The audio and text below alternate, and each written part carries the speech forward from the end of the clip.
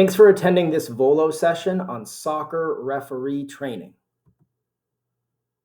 At Volo, our mission is to create the opportunity for a fulfilled life through genuine communities and access to activity. Our purpose? We play so kids play free. Today's agenda. First, we'll talk about field setup and rosters. Then we'll talk about the rules, and we'll wrap up looking at some miscellaneous items and best practices. At Volo, our referees get lots of reviews and ratings from players, some not so great, and tons that are awesome. Here's a quick snapshot at a few that were not positive, some negative reviews here. If you look, you'll see a trend, players pointing out referees who didn't appear decisive, who were inconsistent, who did not create a safe atmosphere. But we get lots of great reviews as well. And if you look at some of these, you'll see a trend where players observe referees creating a fun and safe environment, are knowledgeable of the rules, and are consistent.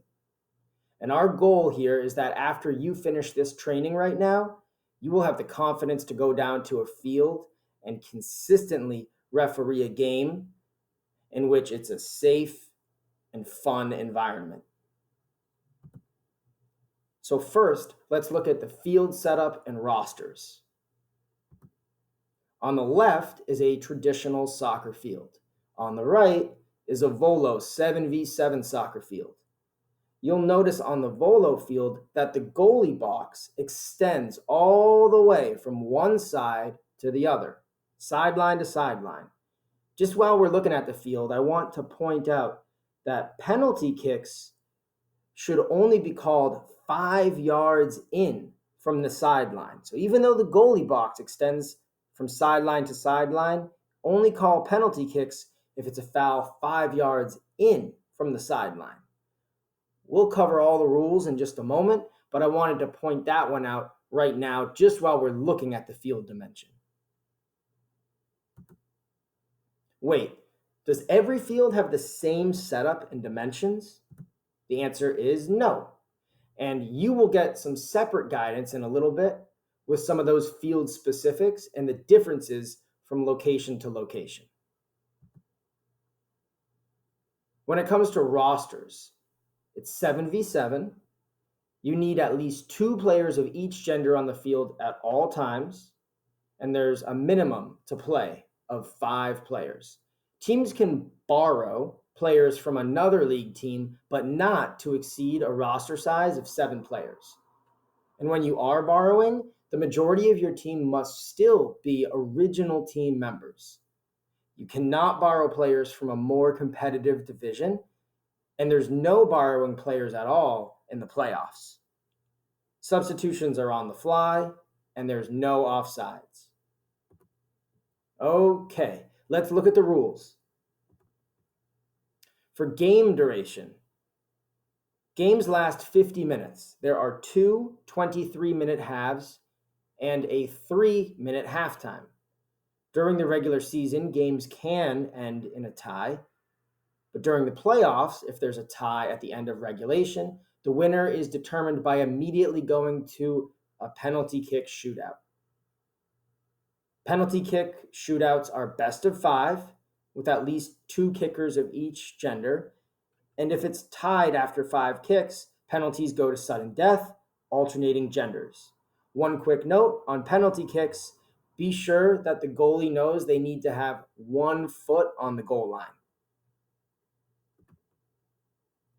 Okay, let's look at in and out of bounds. Throw-ins occur if the ball completely goes beyond the sideline with its entire circumference. That would result in a throw-in if it was on the sideline.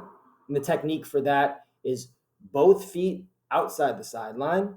The thrower uses both hands and throws it over their head. And unlike basketball, if the player controlling the ball is out of bounds, but the ball is in bounds, play is still considered live and in bounds. So just a quick visual here. You'll see that the ball must be completely over the sideline with its entire circumference to be ruled out of play. So if even part of the ball is touching the sideline, it's still in play. And it's the same principle that kind of constitutes what's a goal or what's not a goal. You see in this picture here, the ball needs to be completely over the goal line with its entire circumference to be considered a goal. Okay, let's talk about fouls. Any foul committed results in either a direct or indirect free kick. For direct kicks, that can result in a goal being scored without another player besides the kick taker touching the ball. Or in other words, whoever's taking that free kick, they can just shoot directly on net. Doesn't need to touch anyone else. If it goes in, that's a goal. Direct kicks must be taken after a restart whistle. So as a ref, make sure as you're setting up for that free kick, you call it out. Direct kick on my whistle. Indirect kicks.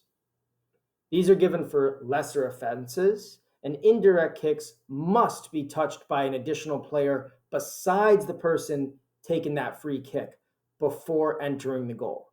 Indirect kicks do not need a restart whistle before being taken. One quick note, defending players must be 6 steps back from the point of the free kick. You as the referee should enforce that. And goals, as we said, off of indirect kicks, they don't count, right? If they don't touch someone else. So that would result in a goal kick. Okay, so if it's an indirect kick, someone shoots it, doesn't touch anybody else, goes right in the net, it's not a goal. It would result in a goal kick. Okay, direct kicks versus indirect kicks. When should a referee call for a direct kick versus an indirect kick? With rare exceptions, direct kicks are for contact fouls, and indirect kicks are for non-contact fouls. Direct kicks. These are awarded if a player commits the following offenses in a manner considered reckless, careless, or excessive. Charges, pushes, kicks, strikes, trips, tackles, or challenges, or impeding or holding another player with contact. Also, handballs result in direct kicks. And if a direct kick is awarded inside a goal box area, that results in a penalty kick. Note how handballs are essentially the only non-contact foul that results in a direct free kick. Also, game starts and restarts at center are direct kicks. Corner kicks are also direct kicks. Indirect kicks.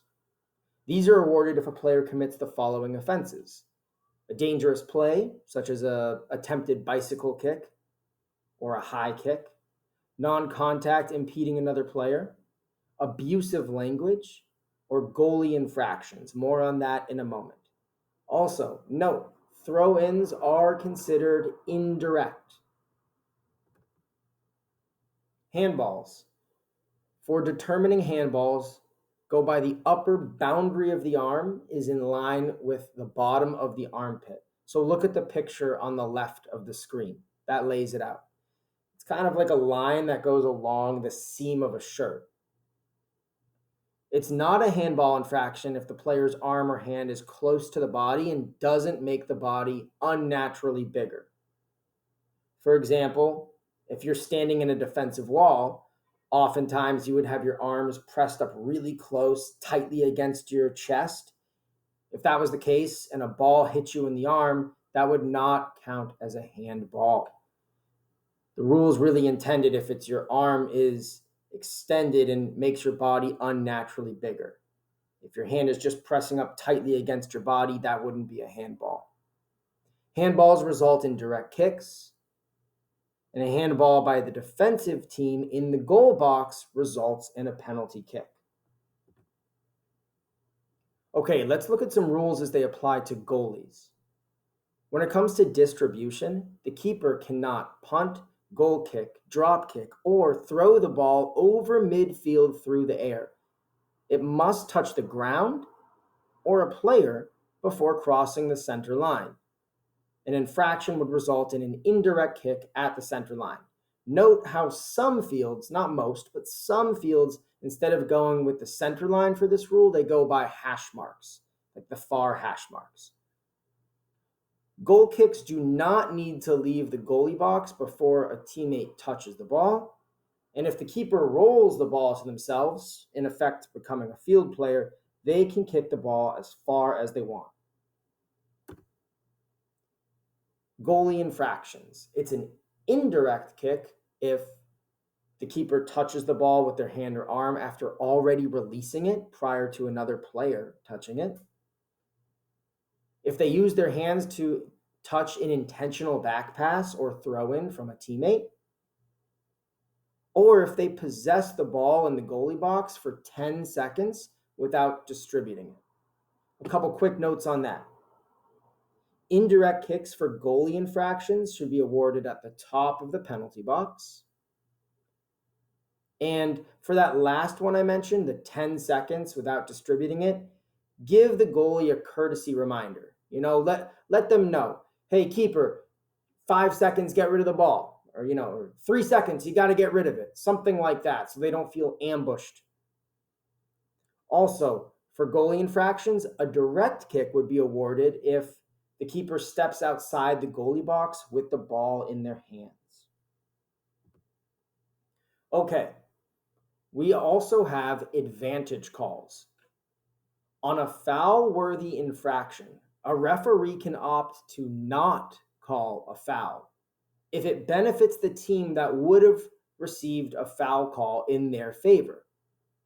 This occurs if the team that was fouled maintains possession and has a goal-scoring opportunity. Be sure to call out, play on, advantage, to indicate you were aware of the infraction and have made your judgment. Now, advantage calls should really be reserved for goal-scoring opportunities, clear attacking opportunities where the team benefits by you not calling a foul. As such, you really should not be calling advantage calls when the team that's fouled has the ball in their own half. You should really only call it if they're on the attack, if they have a clear opportunity to score. Okay, let's look now at yellow cards and red cards. Yellow cards are awarded for slide tackling of any kind, reckless or unsafe pushing, tripping challenges, intentional handballs, abusive language, behavior deemed unsafe by the ref, or 3 common fouls. Now note on that one, as the referee, you're responsible for letting a player know, hey buddy, you got 2 fouls. Be careful, your next would be a yellow card. It's good to be aware of that, inform the player so they don't feel ambushed. If a player gets a yellow card, they must immediately leave the field and the offending team plays one player down for 5 minutes or until the offending team is scored upon. So let's say, for example, that the offending team is scored upon, right? Someone got a yellow card on their team, they're playing down a man, and they're scored upon. Now they can come back to full strength, so they don't have to play down a man anymore. However, please note, that player which got the yellow card still must sit out the entirety of that 5-minute window before they're able to come individually, before they're able to come back into the game. The team can still go to full strength, but that offending player with the yellow card needs to stay out for the full 5 minutes. Also, when it comes to sliding, in Volo, any slide tackling, that's an automatic yellow card. But a non-tackle slide would be a common foul. Sometimes a player might slide attempting to keep a ball in bounds. You would call that a foul, but not a yellow card, just a common foul. However, any slide tackling at all is an automatic yellow card. Red cards. That's for intentionally aggressive bodily contact with another player, malicious intent, or 2 yellow cards. That equals a red. The offending player must leave the field immediately, and the offending team plays 1 player down for the rest of the game. And players or teams accumulating red cards could face additional penalties based on the Volo office discretion. When giving red cards, be descriptive in your game logs and document the incident. Be specific about what happened and include the player and team name. One thing I like to keep in mind when it comes to the difference between a yellow or a red card, yellow cards are really for more reckless or careless behavior, whereas a red card, there's usually a malicious intent behind that. It wasn't just careless or clumsy, it was malicious on purpose. Okay, let's wrap up by looking at some miscellaneous items and some best practices. Blow your whistle. Loud and proud with it. Because if you're timid blowing that whistle, it indicates uncertainty, indecision, I don't really know what I'm doing, and you don't want to give that off. Your whistle does not need to be blown on every out of bounds call, but it should be used in these situations if 1. Play mistakenly continues, or 2. If the wrong team is setting up. Your whistle should always be used for fouls, starting and restarting the game at center, to indicate halftime, that's 2 long whistles, to indicate the end of a game, that's 3 long whistles, or when a goal is scored. Hand signals. These are good. They add clarity and professionalism to your calls. You can see from the pictures here, there are hand signals for virtually any call you'd have to make as a ref. You can pause this video. You can find them online, but it's good to try and learn them. It certainly helps. Some more miscellaneous best practices right here. As the ref, at the beginning of the game, well, actually before the game starts, shortly before, call the captains from both teams to meet you in the middle of the field. This is a good opportunity to introduce yourself, ask them if they have any questions, and then ask them to have a little rock, paper, scissors contest real quick to determine who starts the game with possession and who chooses which side. Okay, there are a million out of bounds calls every game. Sometimes it's hard to tell who the ball went off of. I would recommend read the player body language. It's a dead giveaway so often.